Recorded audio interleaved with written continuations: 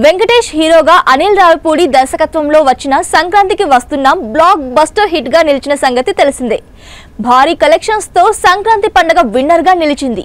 దీంతో cinema unit Mahesh బాబుతో కలిసి సక్సెస్ సెలబ్రేషన్స్ జరుపుకున్నారు.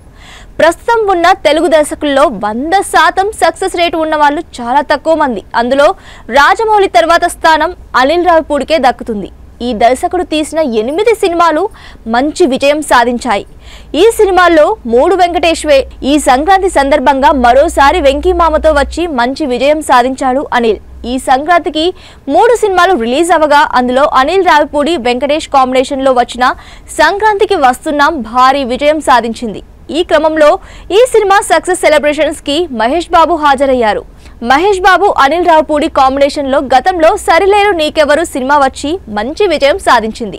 మరోవైపు వెంకటేష్ మహేష్ బాబు కాంబినేషన్ లో సీతమ్మ వాకిట్లో సిరిమల్ల చెట్టు తెలుగు సినిమాల్లోనే క్లాసిక్ గా నిలిచింది. ఇప్పుడు పెద్దోడు చిన్నోడు ఇద్దరు కలవడంతో ఆ ఫోటోలు తెగ వైరల్ అవుతూ సోషల్ మీడియాలో అందరినీ ఆకట్టుకుంటున్నాయి. సంక్రాంతికి వస్తున్నాం సినిమా ఇప్పటికే 100 కోట్ల క్లబ్ లో చేరిపోయింది. ఇంకా కూడా థియేటర్స్ లో సక్సెస్ గా రన్ అవుతుంది. ఈ సినిమా వెంకటేష్ కెరీర్ లోనే హైయెస్ట్ కలెక్షన్స్ సాధించిన సినిమాగా నిలుస్తుందనడంలో సందేహం లేదు.